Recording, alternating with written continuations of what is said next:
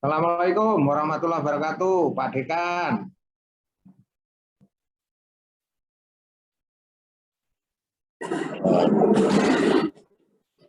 Siap Pak Dekan, siap perintah Pak Dekan. Alhamdulillah. Semoga sehat, semoga semua berjalan dengan lancar. Sudah bisa Amin. Sudah bisa kita mulai. Ya Wali.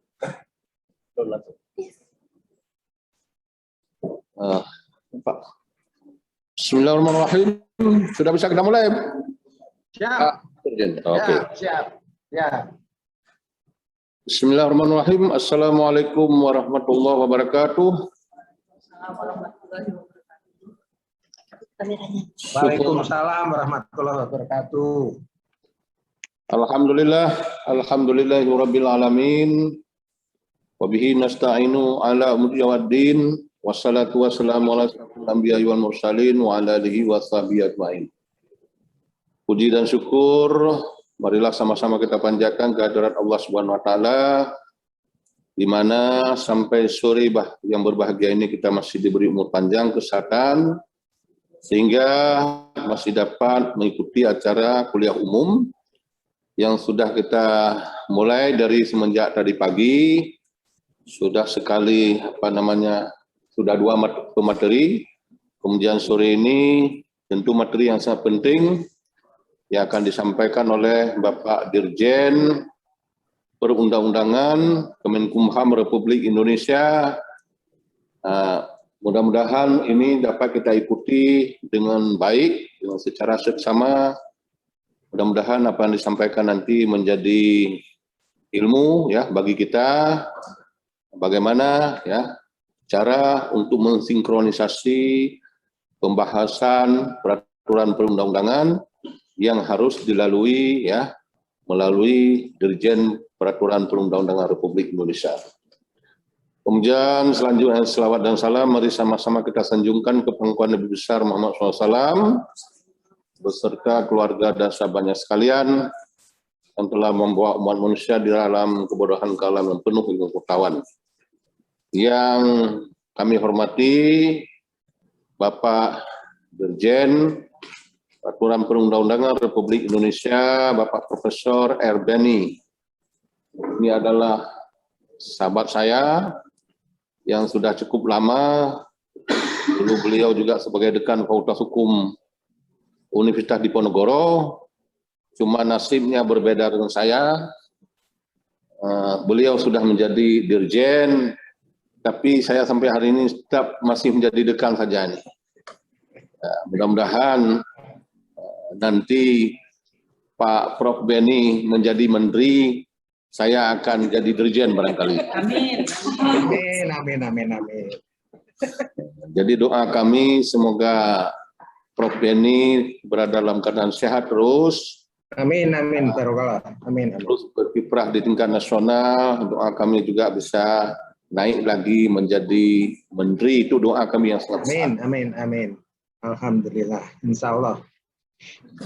Yang kami hormati juga para pimpinan Fakultas Hukum, kemudian para dosen, kemudian adik-adik para mahasiswa yang mengikuti acara ini melalui Zoom, ya, masing-masing berada di tempat masing-masing. Mudah-mudahan ya kita diberikan sehat walafiat, bisa mengikuti acara ini sampai selesai.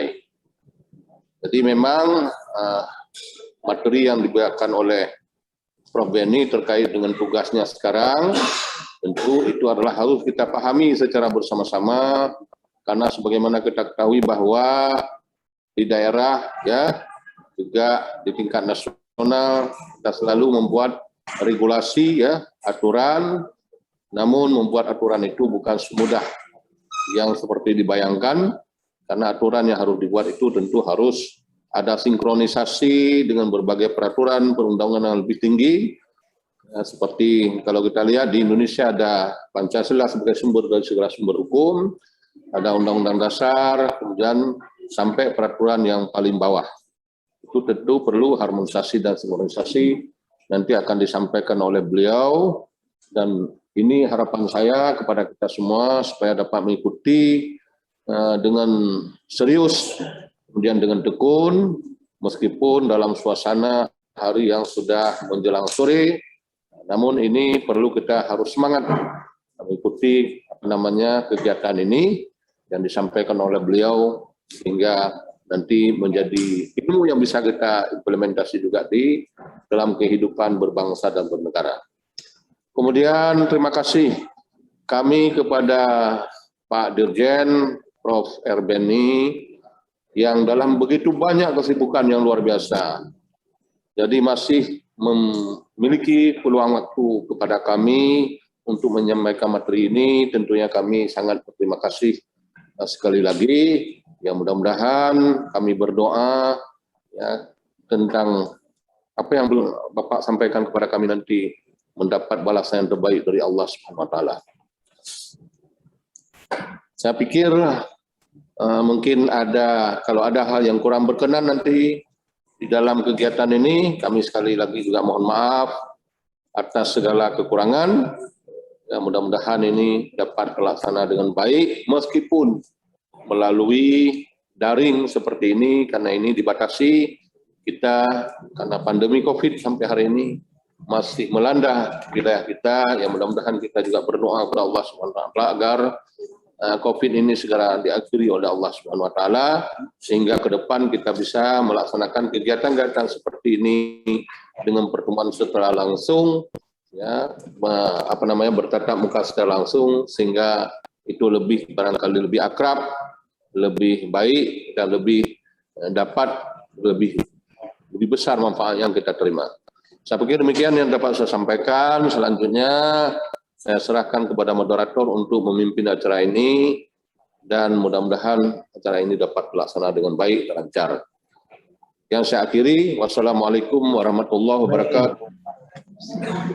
Waalaikumsalam warahmatullahi wabarakatuh. Baik, terima kasih Prof. Atas pengantarnya untuk kuliah umum pada siang sore hari ini. Assalamualaikum warahmatullahi wabarakatuh. Waalaikumsalam warahmatullahi wabarakatuh. Puji syukur kita kepada Allah SWT pada siang menjelang sore hari ini kita masih diberi kesempatan untuk dapat mengikuti kuliah umum bersama Profesor Erbeni Rianto SHMN. Salawat dan salam tidak lepas sajikan kepada Wasallam yang telah membawa kita ke alam bawah seperti sekarang. Penghormatan kami yaitu pertama sekali kepada pemateri kita pada sore hari ini, yaitu pada Profesor Dr. Haji Erbeni Rianto. Terima kasih Prof kesempatannya untuk memberikan materi berupa ilmu kepada kami yang ada di Aceh, khususnya di Lok Semawe. Adapun peserta untuk kuliah umum hari ini pertama sekali yaitu terdiri dari adik-adik mahasiswa baik dari S1 maupun S2, kemudian kami ada dari dosen, kemudian juga ada dari praktisi hukum dan beberapa masyarakat umum yang ikut masuk ke dalam link Zoom kami. Kemudian penghormatan kami kepada Bapak Dekan kami, Profesor Dr. Jamaluddin SHMHum. Kemudian kami juga di sini ada beberapa wakil dekan 1, Dr. Faisal, kemudian wakil dekan 2, Dr. Elda Sari, ada Ketua Prodi S1, Bu Dr. Marlia Sastro, kemudian ada Kaprodi S2, yaitu Dr. Yusrizal, ada beberapa orang dosen dari Fakultas Hukum, dan ada beberapa orang adik-adik mahasiswa yang ikut secara langsung di ruang Aula Cud Mutia ini. Baik, Prof, saya perkenalkan, saya Dr. Herinawati SHMHum sebagai dosen Fakultas Hukum yang akan menjadi moderator pada sesi kuliah umum Prof hari ini. Jadi baik, kita semoga nanti pemaparan dari Prof bisa menjadi ilmu dan pengetahuan untuk kami, bermanfaat bagi adik-adik juga dalam prakteknya kehidupan sehari-harinya. Baik, mungkin untuk mencegah waktu, kita akan izinkan kami untuk membaca kurikulum vitae ataupun daftar riwayat hidup dari pemateri kita sore hari ini, yaitu dengan nama Profesor Dr. Haji R. Beni Rianto SH MHUMJN. Tempat tanggal lahir Semarang 10 April 1962. Beliau jabatannya adalah sebagai Direktur Jenderal Peraturan Perundang-undangan, Direktorat Jenderal Peraturan Perundang-undangan, Kementerian Hukum dan Hak Asasi Manusia Republik Indonesia. Ya. Jadi Prof juga merupakan akademisi, cuman sekarang beliau sudah menjadi Dirjen Peraturan Perundang-undangan. Kemudian adapun sekilas mengenai riwayat pendidikan beliau adalah pertama sekali lulus Fakultas Hukum Undip Semarang tahun 1986, kemudian lulus Magister Fakultas Hukum UGM Yogyakarta tahun 1994, kemudian lulus Kenotariatan UGM Yogyakarta tahun 1996, selanjutnya lulus Doktor Ilmu Hukum di bidang peradilan Undip Semarang tahun 2006, selanjutnya dikukuhkan sebagai Guru Besar Ilmu Hukum Fakultas Hukum Undip tahun 2010. Kemudian adapun pengalaman pekerjaan beliau adalah cukup banyak ya, ada 16 poin, mungkin hanya beberapa yang akan saya baca, yaitu sebagai Direktur Jenderal Peraturan Perundang-undangan tahun 2001 sampai sekarang.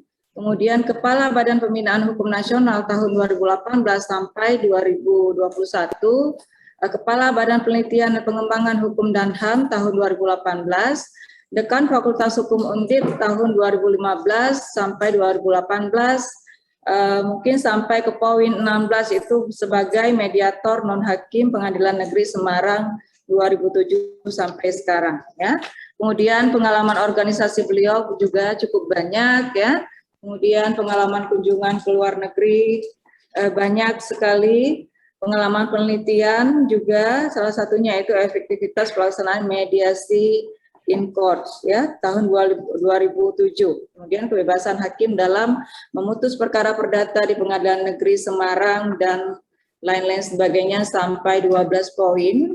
Selanjutnya juga ada karya ilmiah yang dihasilkan oleh Prof itu di sini kalau berdasarkan CV yang dikirimkan ke kami sampai 27 poin. Jadi sebegitu banyaknya karya yang sudah dihasilkan oleh Prof.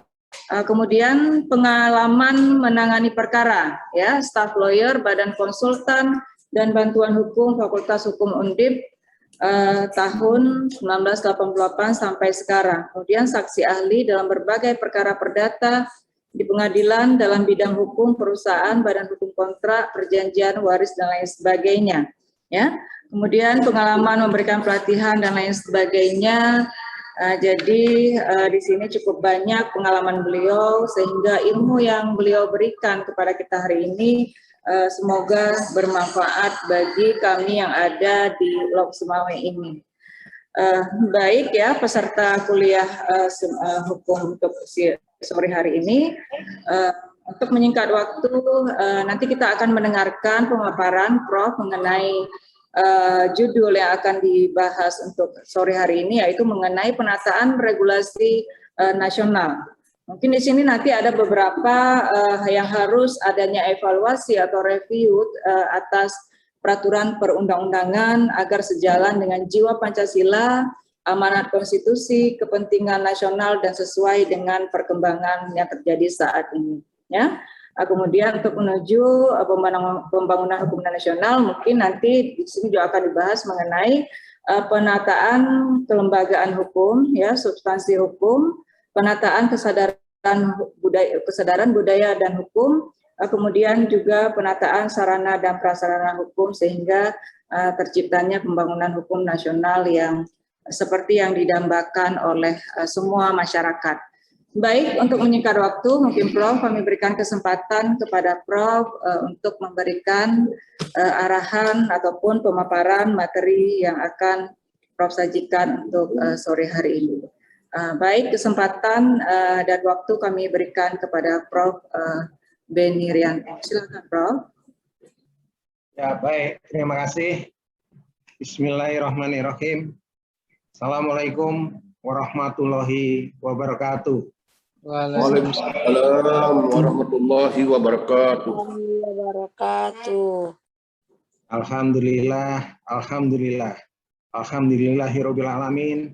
Wassalatu wassalam ala asrofil anbiya'i wa mursalin wa ala alihi wa sahbihi asma'in. Asyhadu alla ilaha illallah wa asyhadu anna Muhammadan abduhu wa rasuluh. La nabiyya ba'dah. Amma ba'du. Yang saya hormati dan saya banggakan saudara saya yang sangat gagah, Dekan Fakultas Hukum Universitas Malikul Saleh Aceh, ya. Ini Prof. Jamal ini saudara saya makin hari kelihatan makin muda. Ini yang saya kadang-kadang tanda tanya saya terus terang. Ini jamunya apa ini di Aceh ya? Karena jarang ke Jakarta sehingga kan jarang memberikan tausiahnya pada saya ini. Karena COVID, nggak jalan kok. Oh, siap. Ya, nanti kalau semoga kita doakan segera hilang COVID di Indonesia ini. Amin, amin.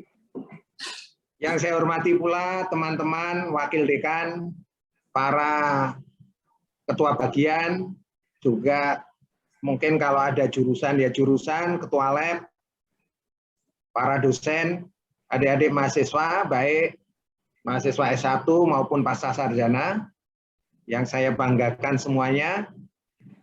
Pertama-tama marilah kita panjatkan puji syukur kehadirat Allah Subhanahu wa taala, Tuhan yang Maha Kuasa, bahwa siang sore hari ini kita diberi nikmat sehat, nikmat iman, diberi kekuatan sehingga kita bisa bersama-sama tergabung dalam kuliah umum terkait penataan regulasi. Pak Dekan dan para dosen serta mahasiswa yang saya hormati, saya ucapkan terima kasih atas kegiatan ini karena ini menunjukkan bahwa Pak Dekan ini sangat memiliki jiwa yang inovatif. Karena bagaimanapun juga perguruan tinggi itu tidak bisa dikelola dengan pasif. Perguruan tinggi itu harus dikelola secara aktif dan inovatif. Karena yang namanya keilmuan itu tetap harus dikomparisikan, harus diperbandingkan. Sehingga dengan upaya kerjasama ini menunjukkan bahwa inovasi-inovasi Fakultas Hukum Universitas Malikul Saleh ini sangat istimewa. Ya ini tadi, makin ke belakang justru makin inovasinya makin banyak. Karena Pak Dekan semangatnya juga makin muda ini. Jadi saya apresiasi dan saya ucapkan selamat. Terima kasih Pak Dekan. Teman-teman yang saya hormati, mengapa tema penataan regulasi ini penting? Karena ternyata teman-teman harus memahami bahwa posisi yang namanya hukum, khususnya hukum tertulis dalam hal ini perundang-undangan, ini menempati suatu posisi yang sangat sentral di dalam pembangunan nasional kita.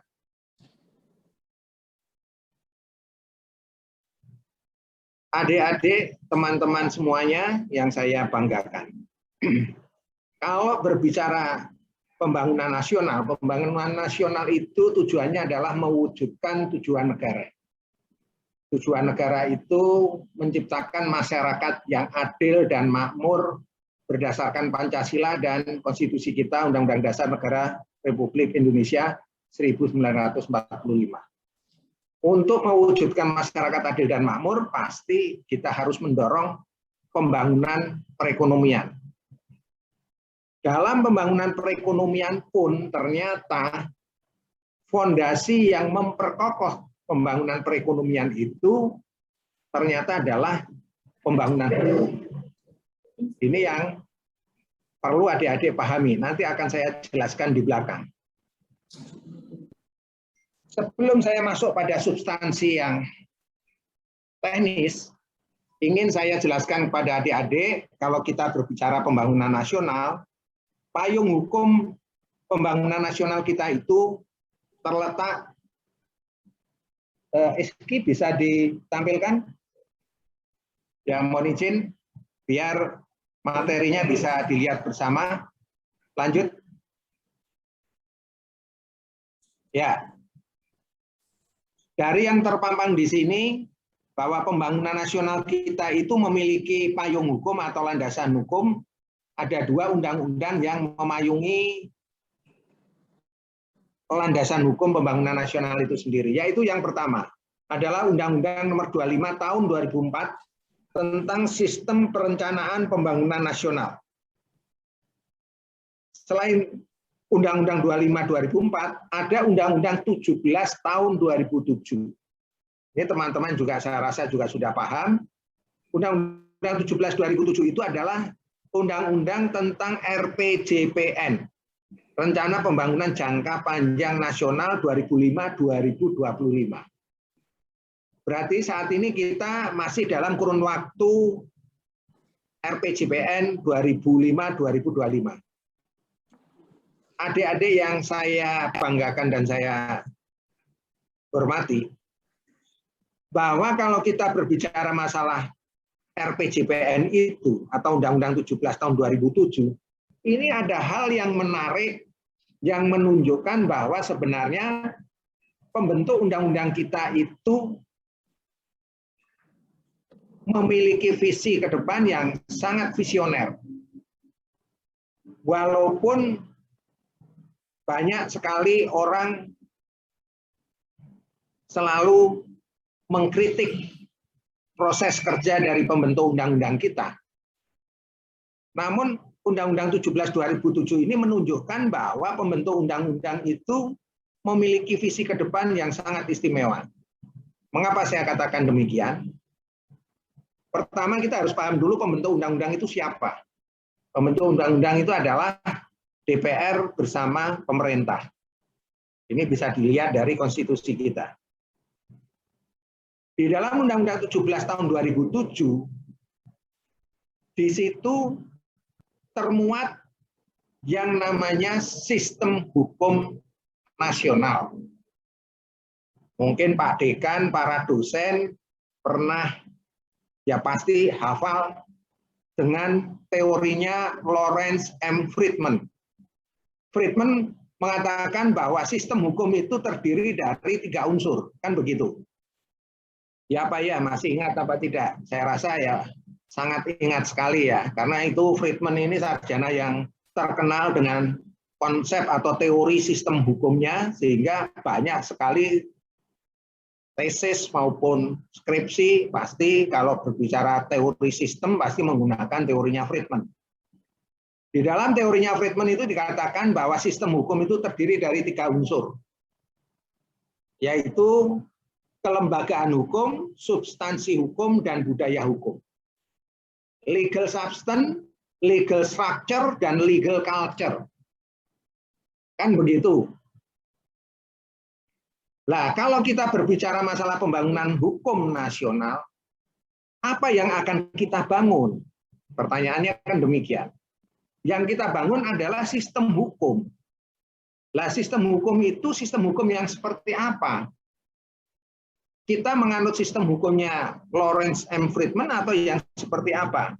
Ternyata di dalam Undang-Undang 17 tahun 2007 itu, di situ sudah dicantumkan mengenai sistem hukum nasional.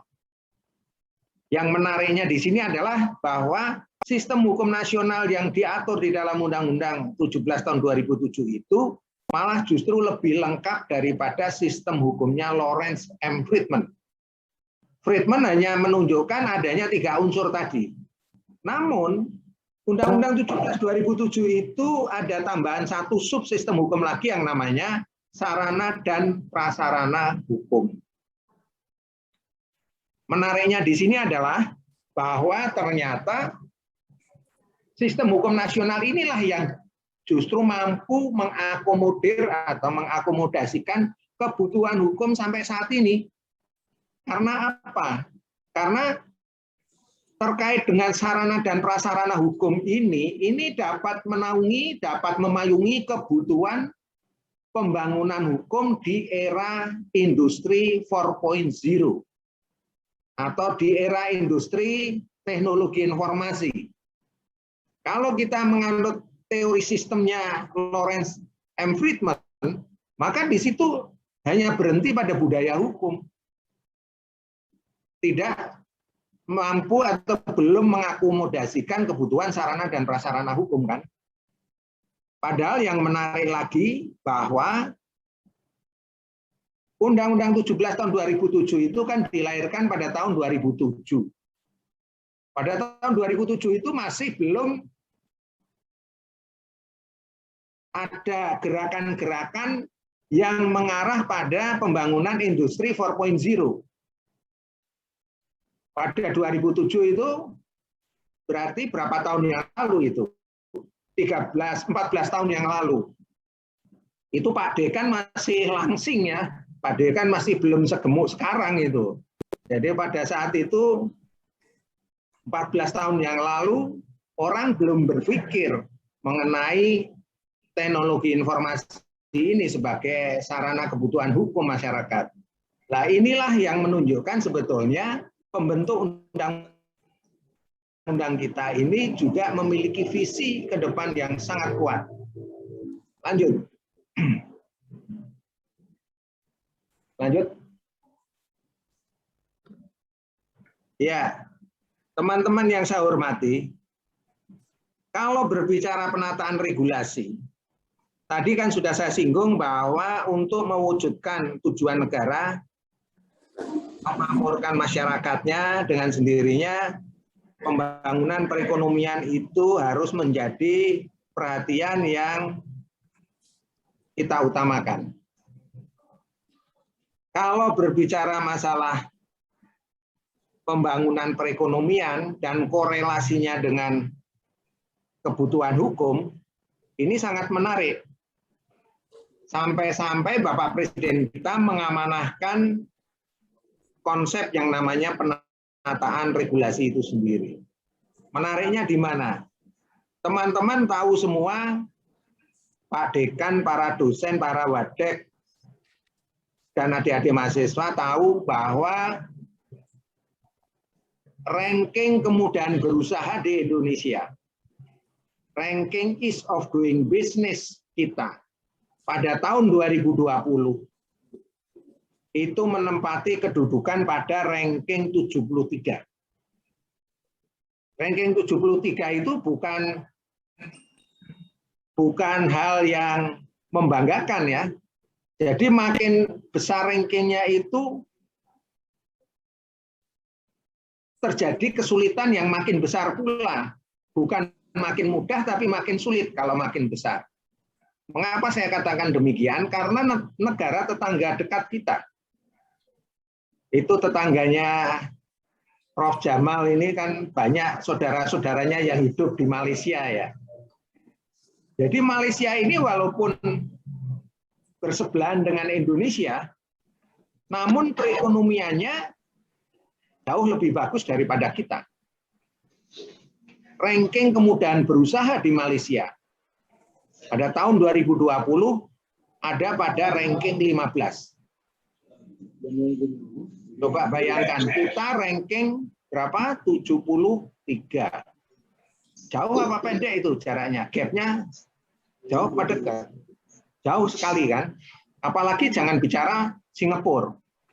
Singapura punya ranking 2. Nah, inilah yang membuat keprihatinan Bapak Presiden kita. Ternyata dari hasil penelitian, mengapa kok gap itu bisa jauh sekali? Penyebabnya apa kok kemudian berusaha kita ranking 73 dari 160 negara yang di peringkat? Nah, disitulah dari hasil penelitian menunjukkan bahwa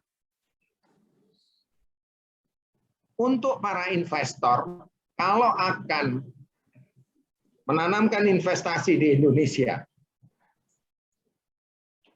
itu mengalami suatu kesulitan yang luar biasa. Mereka itu seolah-olah menghadapi suatu dinding yang susah untuk ditembus. Nah, dinding yang susah untuk ditembus itu adalah dinding regulasi. Nah, oleh karena akar persoalannya sudah ketahuan bahwa ternyata yang membuat ruwet, yang membuat rumitnya perizinan berusaha di Indonesia itu adalah regulasi, ini Bapak Presiden kita ini sangat cerdas beliau. Maka beliau sangat taktis karena dulunya beliau juga pengusaha. Maka beliau mengamanahkan agar supaya segera dibuat suatu program penataan regulasi. Tujuannya apa penataan regulasi? Penataan regulasi itu tujuannya untuk menghilangkan penyakit-penyakit regulasi. Baik itu, next, lanjut lagi. Ya, penyakit regulasi itu baik yang namanya hiperregulasi atau obesitas regulasi atau regulasi yang terlalu banyak, terlalu gemuk.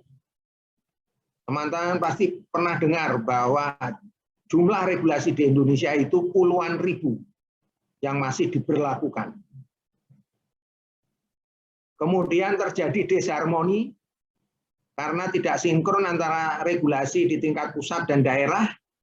Kemudian regulasi itu multi interpretasi, regulasi itu tidak efektif, bahkan kadang-kadang regulasi itu kontradiktif, atau bahkan regulasi itu berpotensi menimbulkan biaya tinggi.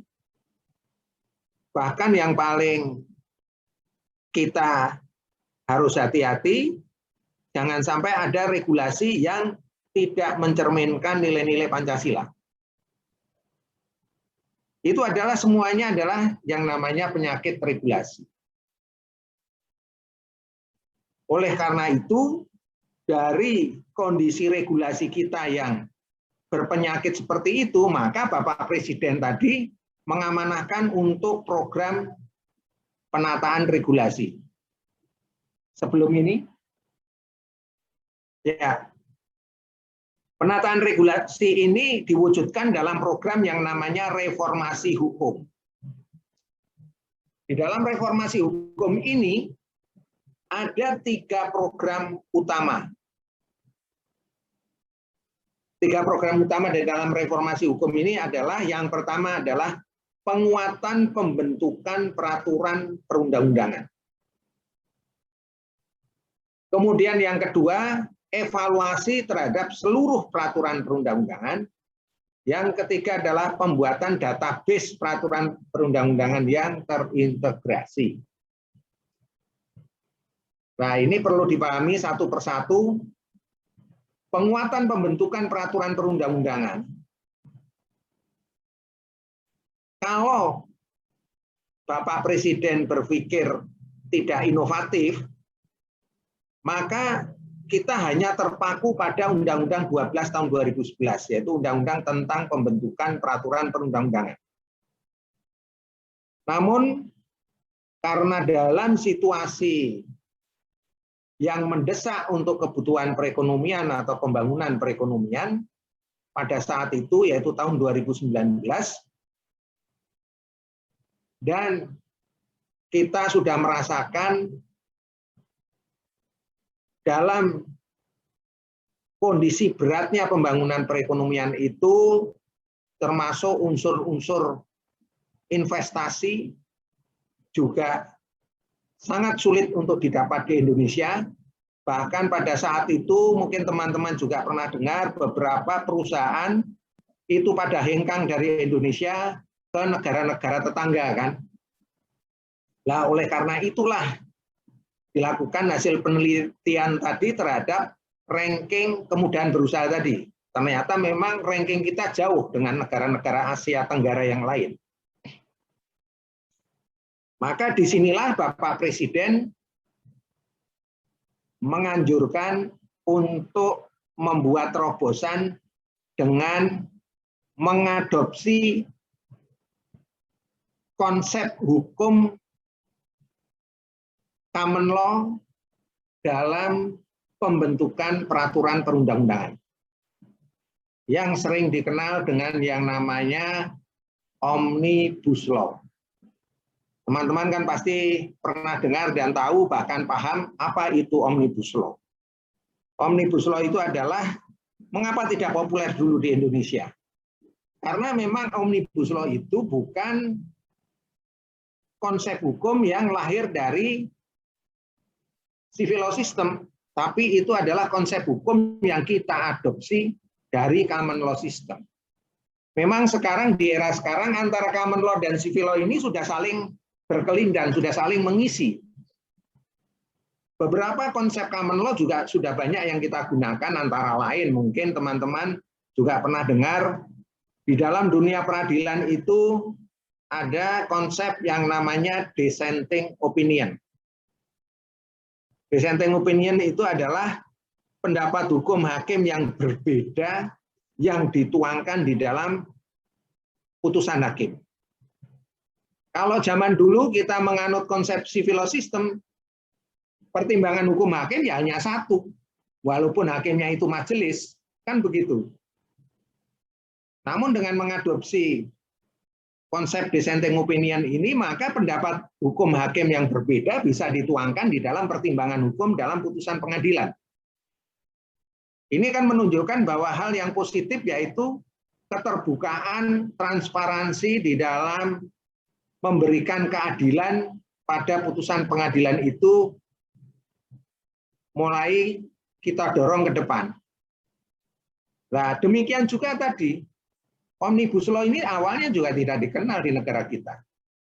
Namun karena Omnibus Law ini manfaatnya sangat dibutuhkan, karena ini untuk melakukan simplifikasi regulasi. Sehingga namanya simplifikasi regulasi itu menggabungkan dari beberapa peraturan perundang-undangan menjadi satu yang sesuai dengan apa yang dibutuhkan. Norma-norma yang kontradiktif, norma-norma yang tidak sinkron tadi dibuang. Sehingga yang diambil hanya yang saling mendukung untuk kepentingan pembangunan perekonomian tadi. Dan Omnibus Law itu selain melakukan simplifikasi regulasi, juga memiliki peran utama yang sangat penting, yaitu menghilangkan ego sektoral. Kalau berbicara ego sektoral tadi, teman-teman kan pernah mendengar yang tadi saya kemukakan di depan, bahwa para investor pada kebingungan untuk bisa berinvestasi di Indonesia karena harus melalui berbagai pintu perizinan yang banyak. Harus melalui prosedur yang berbelit-belit. Nah, ini karena apa? Munculnya pintu perizinan yang banyak dan prosedur yang berbelit-belit, karena itu muaranya adalah persoalan ego sektoral. Agar supaya kewenangan dari berbagai kementerian lembaga itu tetap dipertahankan, sehingga prosedur itu jadi tambah panjang. Nah, inilah yang dipangkas semuanya melalui metode Omnibus Law tadi. Itu yang pertama. Kemudian yang kedua, terkait dengan evaluasi terhadap seluruh peraturan perundang-undangan yang ada. Jadi Bapak Presiden mengamanahkan untuk melakukan evaluasi terhadap seluruh peraturan perundang-undangan yang ada. Evaluasi itu dilakukan dengan cara apa? Dengan cara kita melakukan revisi terhadap Undang-Undang 12 tahun 2011 menjadi Undang-Undang 15 tahun 2019. Mengapa Undang-Undang 12 2011 perlu direvisi terkait dengan evaluasi terhadap regulasi itu sendiri? Oke, jawabannya adalah coba ke belakang yang siklus itu, Rizky. Di belakang ada siklus, jangan ke depan, ke belakang ya, terus. Nah, stop tadi ya, stop di sini. Di dalam Undang-Undang 12 tahun 2011, ini terutama dosen HTN atau teman-teman yang mengambil peminatan hukum tata negara harus paham ini. Undang-Undang 12 2011 adalah undang-undang tentang pembentukan peraturan perundang-undangan atau sering disingkat dengan P3 ya. P3 di sini bukan P3 partai ya, bukan ya, tapi ini P3 ini adalah pembentukan peraturan perundang-undangan. Di dalam Undang-Undang 12 2011 di situ disebutkan bahwa proses pembentukan peraturan perundang-undangan itu ada 5 tahap.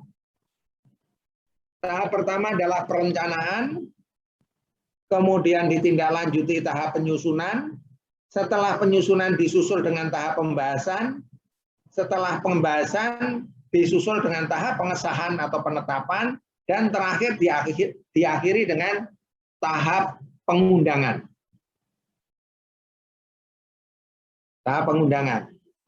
Iski nanti implementasi itu diganti pengundangan ya, pengundangannya itu dikeluarkan ya, pengesahan dan penetapan aja, pengundangannya dipindah ke implementasi. Ya, setelah pengundangan baru implementasi, tapi implementasi itu bukan tahapan. Jadi tahapannya terakhir adalah pengundangan. Ada 5 tahap. Nah, kembali pada tadi penyakit regulasi. Seringkali undang-undang itu walaupun sudah diundangkan, pada saat diimplementasikan, pada saat diterapkan, itu baru ketahuan penyakitnya. Oh, ternyata undang-undang itu kontradiktif. Oh, ternyata undang-undang itu overlapping atau tumpang tindih. Oh, ternyata undang-undang itu berbenturan. Oh, ternyata undang-undang itu tidak mencerminkan nilai-nilai Pancasila. Nah, itu biasanya baru muncul, baru ketahuan penyakit regulasi itu setelah diimplementasikan. Nah, oleh karena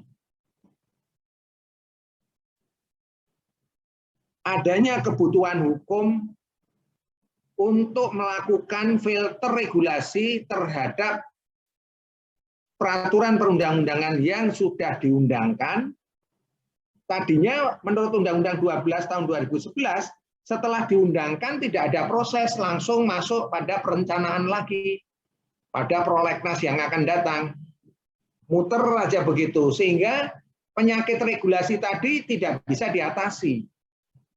Namun dengan revisi Undang-Undang 15 tahun 2019 kemarin,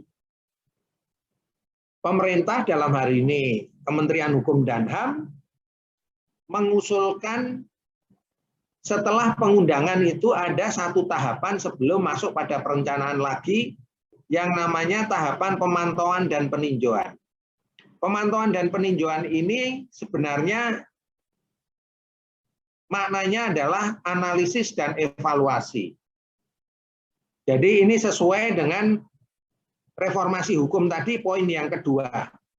Amanah dari Bapak Presiden agar melakukan evaluasi terhadap seluruh peraturan perundang-undangan. Nah, disinilah dalam perubahan Undang-Undang 12 ini, pemerintah mengusulkan kepada DPR dan DPR menyetujui. Sehingga masuklah tahapan yang namanya pemantauan dan peninjauan. Yang substansinya adalah analisis dan evaluasi. Mengapa? Pasti sebagian teman-teman, sebagian mahasiswa akan bertanya, mengapa namanya kok pemantauan dan peninjauan? Kok tidak analisis dan evaluasi? Kan pasti begitu. Ya, jadi mengapa demikian? Jawabannya adalah bahwa revisi Undang-Undang 12 tahun 2011 menjadi 15 2019 itu inisiatif ada pada DPR. Ini bukan inisiatif pemerintah. Kalau inisiatif pemerintah pasti pemerintah yang pegang kendali untuk nomenklatur maupun istilah. Tapi karena itu inisiatif DPR, maka menggunakan nomenklatur yang biasa digunakan oleh DPR. DPR biasa menggunakan istilah analisis dan evaluasi dengan terminologi pemantauan dan peninjauan di sana. Maka ya kita ikuti asal maknanya itu adalah analisis dan evaluasi. Terminologinya saja pemantauan dan peninjauan. Karena ini sesuai dengan nomenklatur yang biasa digunakan di lingkungan DPR. Jadi itu sejarahnya. Maka dengan adanya pemantauan dan peninjauan ini atau analisis dan evaluasi, regulasi-regulasi yang diimplementasikan tadi atau dilaksanakan yang berpenyakit itu bisa difilter oleh pemantauan dan peninjauan tadi. Nah, pasti teman-teman akan bertanya, filternya bagaimana? Lanjut. Kementerian Hukum dan HAM sudah membuat suatu filter regulasi yang diberi nama 6 dimensi. 6 dimensi itu bisa dilihat oleh adik-adik sekalian pada slide di depan bahwa dari 6 dimensi itu, dimensi utamanya adalah Pancasila. Kemudian dari dimensi utama itu didukung oleh beberapa dimensi yang lain. Dimensi ketepatan jenis peraturan perundang-undangan, dimensi potensi disharmoni, dan sebagainya. Jadi, 6 dimensi ini digunakan sebagai alat ukur untuk memfilter regulasi. Namanya filter regulasi itu tidak hanya untuk undang-undang, juga bisa digunakan sampai kepada produk hukum daerah. Bisa perda atau peraturan kepala daerah atau peraturan bersama kepala daerah dan sebagainya.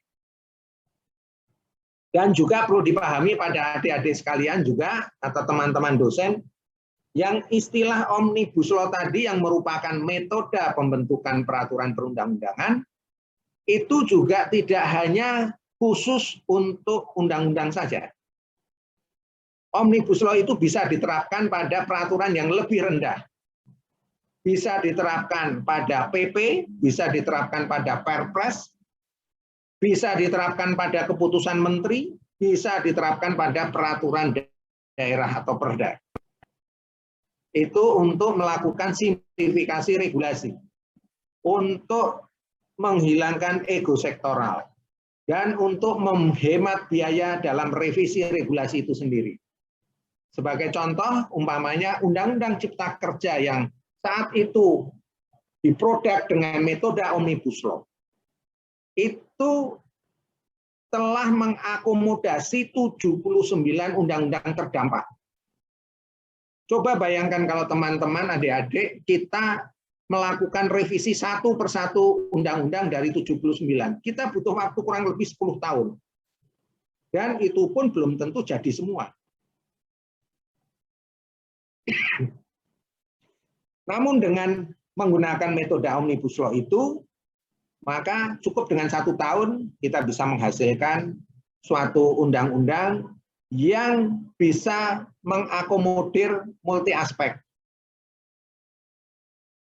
Tapi dengan tujuan tertentu. Tujuan utama dari Undang-Undang Cipta Kerja itu meningkatkan perekonomian dan memperluas lapangan kerja. Jadi multidimensi itu bisa masuk ke situ semuanya. Ya, saya rasa itu sudah cukup sebagai bahan kita untuk bisa berdiskusi. Selebihnya bisa dipelajari sendiri oleh teman-teman sekalian. Saya rasa demikian, sahabat saya, Bapak Dekan yang terhormat, Prof. Jamal. Waktu saya kembalikan pada Mbak Moderator. Saya mohon maaf yang sebesar-besarnya apabila ada hal yang kurang atau hal yang keliru. Saya ucapkan terima kasih. Wallahul muwaffiq ila aqwamit thoriq. Wassalamualaikum warahmatullahi wabarakatuh. Waalaikumsalam warahmatullahi wabarakatuh. Siap. Terima kasih Prof atas pemaparannya yang cukup bagus. Semoga ini bermanfaat bagi kami semua yang mendengar. Baik, tibalah saatnya saat bagi kita berdiskusi. Jadi diberi kesempatan kepada peserta yang mengikuti kuliah umum ini, baik yang luring maupun daring, ya, yang hadir di aula ini, untuk bisa memberikan pertanyaan kepada Prof. Beni Rianto. Ini menarik sekali apa yang sudah dipaparkan mengenai evaluasi untuk regulasi yang panjang di Indonesia, sehingga perlu dipangkas dan perlu dievaluasi untuk semua jenis peraturan perundang-undangan. Baik, kepada adik-adik kami yang mengikuti kuliah umum ini, baik yang daring maupun luring, kami persilakan apabila ada yang ingin bertanya mengenai penataan regulasi nasional yang sudah dipaparkan panjang lebar oleh Prof. Beni Rianto. Pada adik-adik yang ingin bertanya, kami persilakan.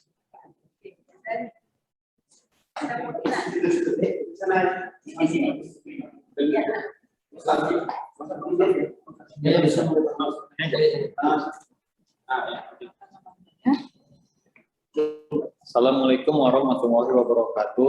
Waalaikumsalam warahmatullahi wabarakatuh. Nama saya Muhammad Farhanandi, saya kelas T1B, Fakultas Hukum.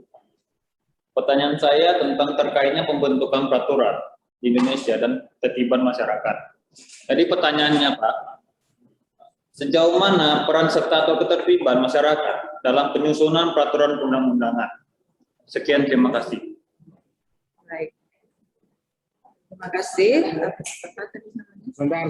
Tadi yang ditanyakan pendek amat. Yang ditanyakan apa? Peran pemerintah. Sejauh mana keterlibatan masyarakat? Pertanyaan saya Pak, sejauh mana peran serta dan ketertiban masyarakat dalam penyusunan peraturan perundang-undangan?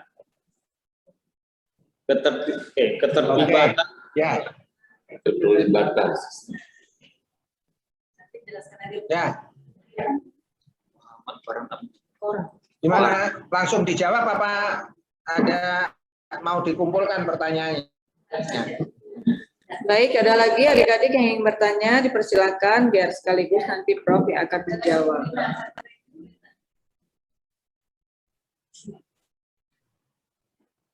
Assalamualaikum warahmatullahi wabarakatuh. Waalaikumsalam. Nama saya Diana Zira.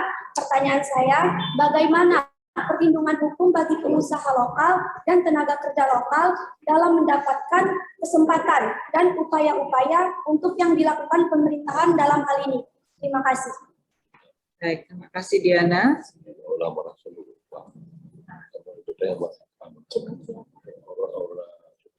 Baik, ada dua pertanyaan. Yang dua dijawab dulu apa? Oke, sebetulnya ya. Ada lagi? Mungkin itu dulu Prof. Kita jawab satu-satu biar arah dan baik ya. Yang pertama adalah pertanyaannya terkait keterlibatan masyarakat atau keterlibatan publik di dalam penyusunan suatu peraturan perundang-undangan.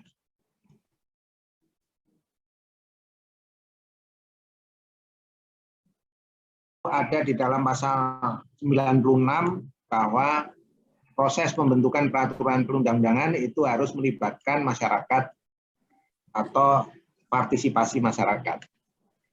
Itu memang benar.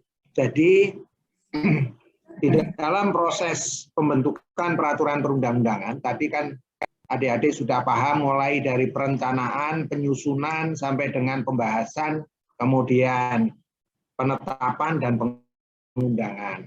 Nah, selama proses itu pun pembentuk undang-undang bisa melibatkan masyarakat atau wajib melibatkan masyarakat, namun tidak diatur oleh undang-undang pada tahapan yang mana. Kan begitu. Nah, sehingga karena tidak ada aturan harus pada tahapan mana, maka seringkali ini bervariasi di dalam pembentukan suatu perundang-undangan terkait pelibatan masyarakat. Ada pada saat penyusunan naskah akademik, seringkali ada yang sudah melibatkan masyarakat, dalam arti ini biasanya dosen-dosen senior ini kayak Pak Dekan ini sudah sering kali diundang oleh pemerintah daerah maupun DPRD untuk memberikan masukan penyusunan draft rancangan perda umpamanya atau naskah akademik terhadap produk regulasi tertentu. Ada yang melibatkan partisipasi masyarakat itu di awal pada saat perencanaan. Namun juga ada melibatkan partisipasi masyarakat pada saat penyusunan juga ada. Pada saat penyusunan draft rancangan undang-undang itu juga seringkali minta masukan dari akademisi. Pasti Bapak Ibu sekalian kan kadang-kadang juga dilibatkan. Ya Pak ya, kan begitu. Kemudian juga ada juga melibatkan partisipasi masyarakat itu pada saat pembahasan. Ini seringkali ada pada pembentukan undang-undang.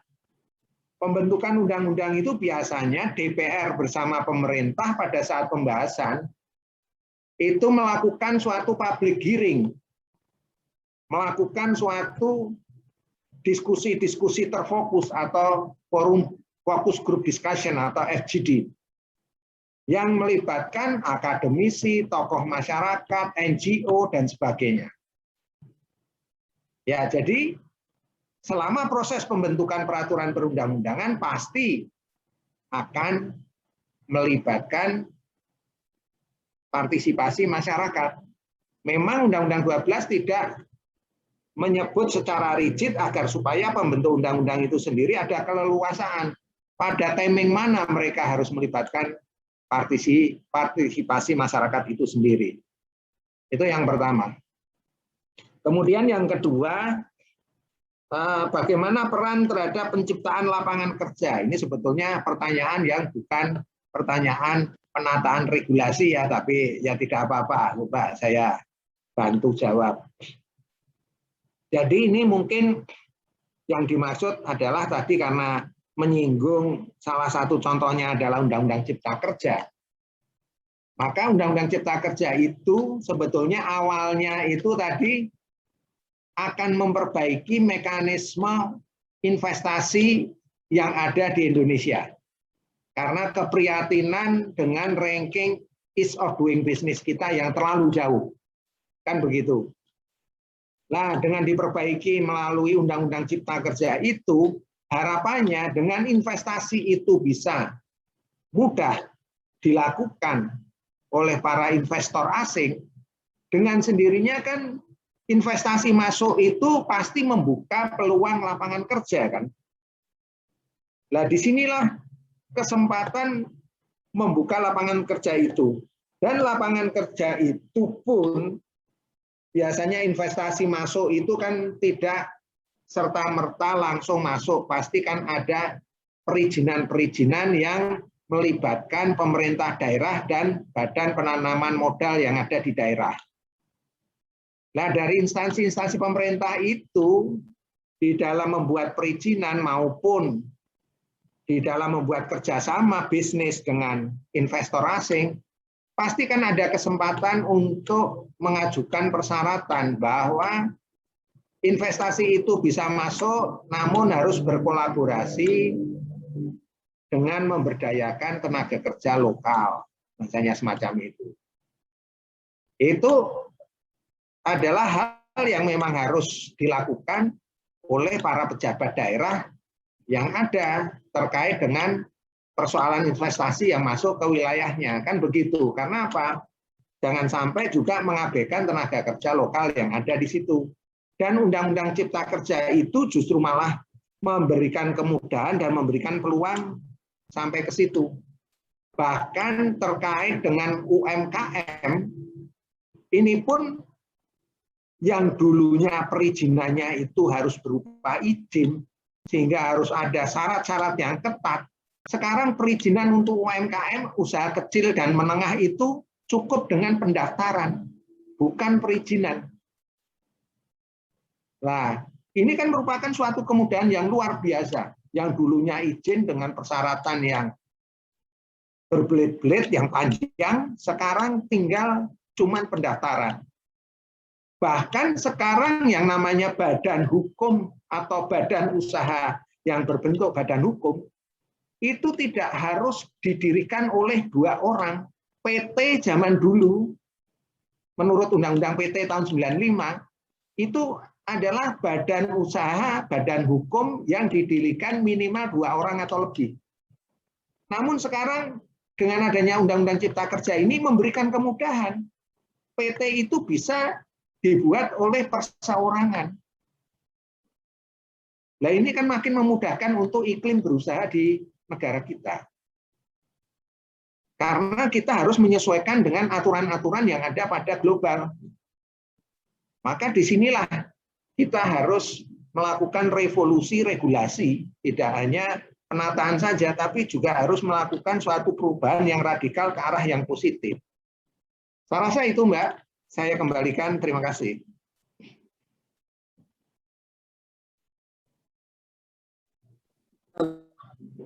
terhadap pertanyaan adik-adik kami yang ada di Loksmawi ini. Semoga bermanfaat bagi kita semua. Baik, kesempatan selanjutnya juga kami berikan kepada peserta kuliah umum yang secara daring. Ada nggak yang ingin bertanya? Itu kesempatan bagus ya untuk bertanya kepada Prof. ya. Beliau adalah Dirjen Peraturan Perundang-undangan, dan kesempatan ini juga jarang-jarang kita dapatkan. Beliau mempunyai kesempatan untuk memberikan sedikit ilmu kepada kita semua. Baik, adik-adik, ada lagi yang ingin dipertanyakan? Saya, Bu.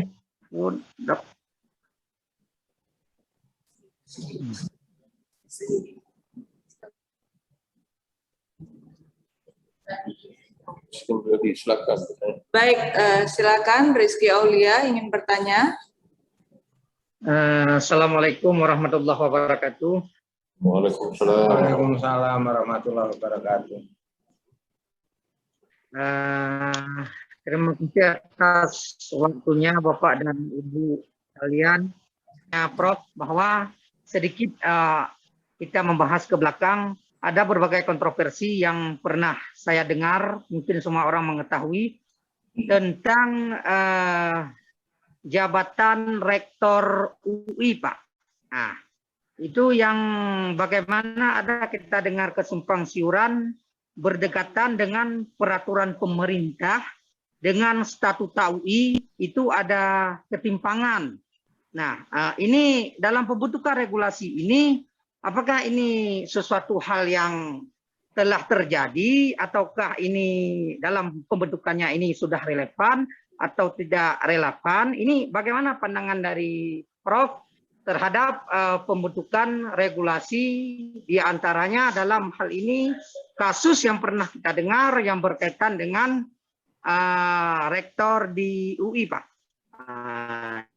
Demikian, Pak. Baik, mungkin langsung aja Prof ditanggapi pertanyaan Rizky Aulia. Ya, baik, terima kasih Rizky ya. Mungkin Rizky ini bercita-cita ingin jadi rektor ya, sehingga yang namanya kasus-kasus tertentu itu dia pelajari ya. Ya minimal Ya, amin. Amin, Amin, menggantikan Prof Jamal dulu itu nanti. Amin ya Allah, amin. Nah, jadi begini, jadi harusnya harapan saya muncul pertanyaan-pertanyaan yang bukan kasuistis, tapi pertanyaan teknis mengenai pembentukan regulasi, tapi ya tidak apa-apa. Jadi yang ditanyakan Rizky terkait kasus rektor UI itu sebenarnya ini teman-teman juga mungkin juga belum paham, juga belum tahu yang namanya statuta. Statuta itu adalah merupakan undang-undang dasarnya perguruan tinggi. Nah, statuta itu ada dua jenis payung hukum terhadap statuta. Dua jenis itu yaitu yang pertama adalah statuta itu berupa keputusan menteri. Kalau perguruan tingginya itu jenisnya masih perguruan tinggi saker atau perguruan tinggi yang BLU, Badan Layanan Umum. Kalau yang Malikul Saleh ini, saya nggak tahu persis ini, Prof Jamal ini, Malikul Saleh ini PTNBH atau saker atau BLU? Kita masih saker. Saker, Prof. Oh, masih saker ya. Oleh karena itu, karena saker, statutanya payung hukumnya adalah pakai peraturan menteri. Nah, yang ditanyakan oleh mahasiswa tadi adalah UI. UI adalah sudah PTNBH, Perguruan Tinggi Negeri Berbadan Hukum. Lah PTNBH ini payung hukumnya namanya Peraturan Pemerintah atau PP. Lah PP itu dibuat ya pasti sesuai dengan prosedur dan teknik pembentukan peraturan perundang-undangan. Namun seringkali yang namanya undang-undang itu muncul permasalahan karena undang-undang itu kan tidak bisa melibatkan seluruh warga yang ada dalam adresat undang-undang itu. Contoh umpamanya undang-undang pada umumnya ya, undang-undang tentang sesuatu. Yang namanya undang-undang itu kan berlaku umum secara nasional kan. Kan tidak mungkin undang-undang itu dimintai persetujuan satu persatu masyarakat, satu persatu warga negara sesuai KTP, dimintai polling untuk meminta pendapatnya, kan tidak mungkin. Kan pasti ada perwakilan-perwakilan, ada stakeholder yang mewakili. Kan begitu. Nah, seringkali kan muncul masalah di tempat kita itu, kadang-kadang apalagi dengan era digital saat ini, semua orang bisa berteriak, semua orang bisa ngomong, semua orang bisa mengkritisi, semua orang bisa mengatakan dirinya tidak puas, semua orang bisa mengatakan bahwa dirinya tidak setuju, dan sebagainya kan. Ya, seperti halnya Statuta UI, pada proses pembentukannya, pasti perwakilan UI akan diundang. Ya Pak ya, kayak di Malikul Saleh saja. Dilibatkan apa tidak Pak Dekan? Dalam pembahasan permen. Kan dilibatkan kan? Pasti. Demikian juga PP-nya. Dalam PP itu pembuatan statuta ya pasti dilibatkan.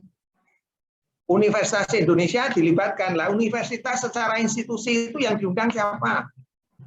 Kan rektor kan?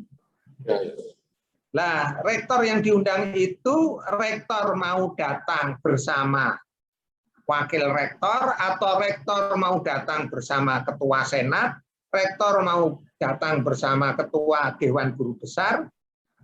Itu kan hanya rektor sebagai pimpinan eksekutif tertinggi dalam perguruan tinggi, kan begitu.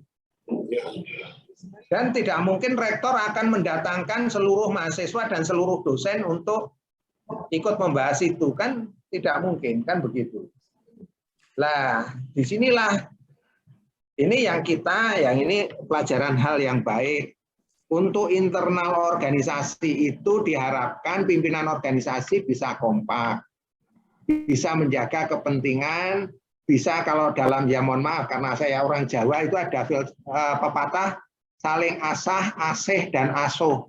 Sehingga itu semua kita bisa menjadi satu keluarga besar yang kompak. Tidak tercerai-berai. Persatuan itu diutamakan. Saling menghargai, saling menyayangi, saling melindungi, dan saling memperhatikan. Nah, kalau sudah bisa tercipta seperti itu, maka siapa yang ditokohkan secara formal, entah itu sebagai rektor, entah itu sebagai dekan, ya harus dipercaya. Jangan nanti Pak Dekan ngomong, terus mahasiswa pada protes, dosen pada protes. Nah, ini kan nanti namanya sistem itu tidak tertata. Itu kasus posisi terjadi seperti itu di UI. Begitu statuta sudah lahir, sudah diundangkan, sebagian ada yang tidak cocok. Lah namanya tidak cocok itu wajar. Dalam era demokrasi itu tidak mungkin kesepakatan itu dibangun semua sama, kan begitu. Tapi dalam era demokrasi itu kesepakatan dibangun karena saling menghargai, kan begitu. Bukan harus semuanya sama semua, itu tidak mungkin tercapai itu kesepakatan itu. Tapi kalau saling menghargai, lah itu bisa namanya mewujudkan nilai-nilai Pancasila itu di situ.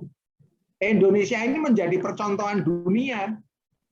Saya pernah diberi cerita oleh Ketua Mahkamah Konstitusi, Profesor Dr. Arif Hidayat, negara-negara Eropa Timur, Eropa Barat itu pada kagum terhadap MK kita sebagai tidak hanya the garden of constitution, tapi the garden of ideology. Jadi benteng ideologi bangsa. Jadi Pancasila itu dijadikan nilai-nilai universal luhur yang menjaga dan mempererat persatuan bangsa kita. Nah ini yang harus kita jaga bersama. Memang tidak mungkin undang-undang itu memuaskan semua pihak, itu pasti. Kalau adik-adik mahasiswa, adik-adik dosen, pernah dengar teorinya Profesor Sacipto Raharjo? Sacipto Raharjo itu ahli sosiologi hukum. Beliau mengatakan bahwa undang-undang itu cacat sejak lahir. Ya, karena apa? Tidak bisa memuaskan semua pihak. Namun bukan berarti yang tidak puas itu harus mereka menjadi oposan atau melawan, tidak seperti itu. Karena kita harus saling menghargai mayoritas untuk kebersamaan, kan begitu.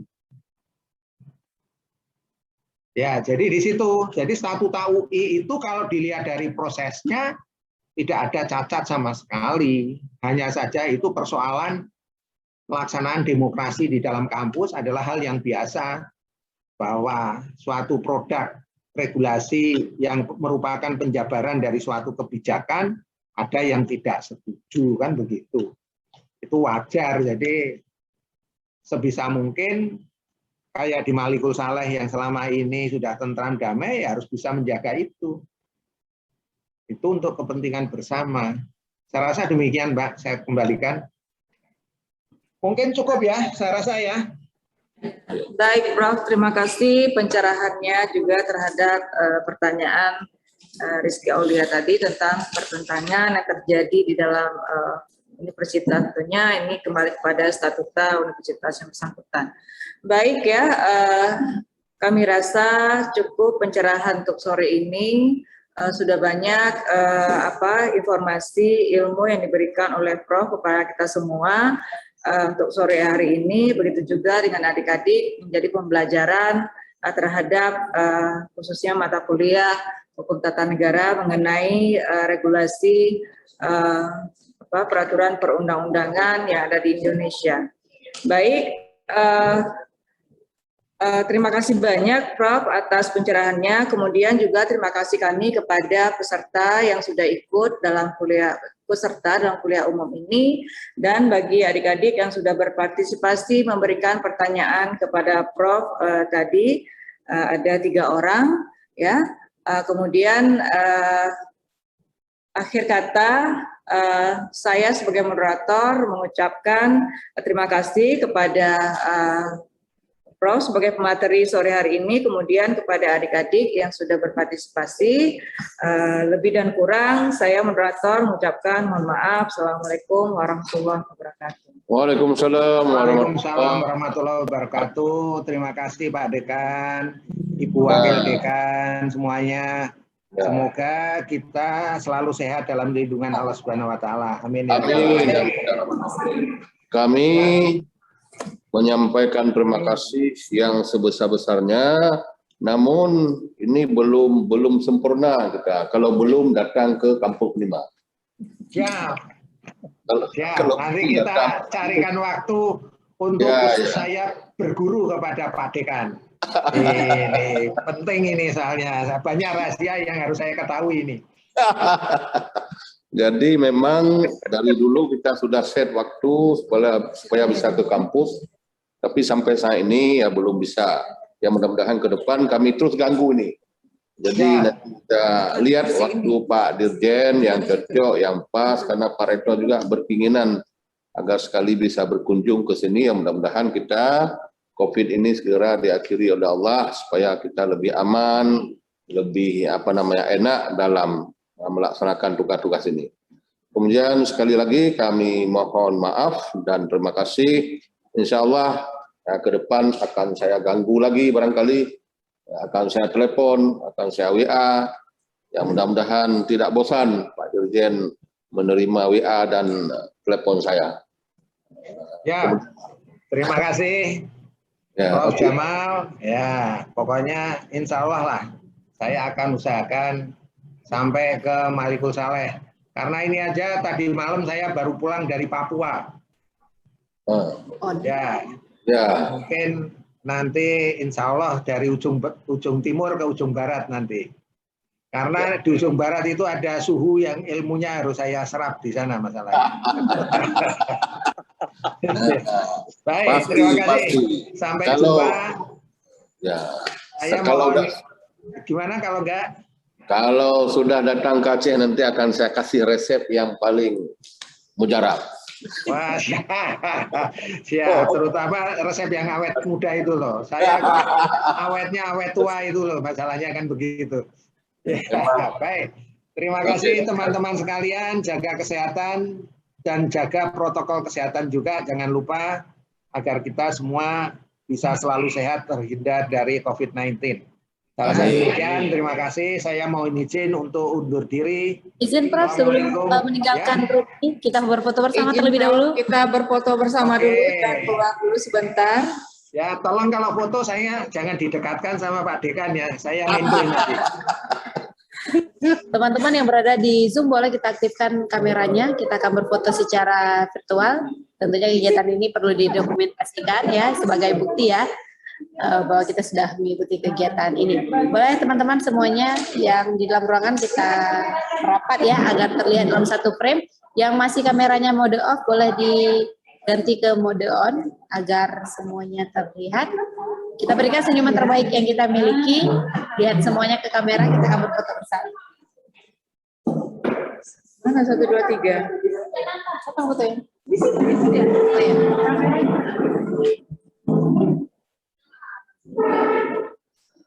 1, 2, 3 ya.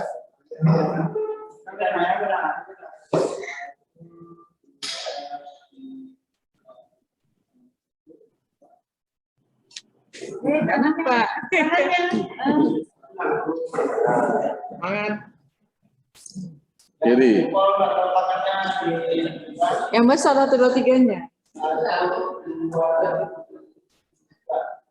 Ya, mantap. Terima kasih, Bro. Terima kasih. Assalamualaikum warahmatullahi wabarakatuh.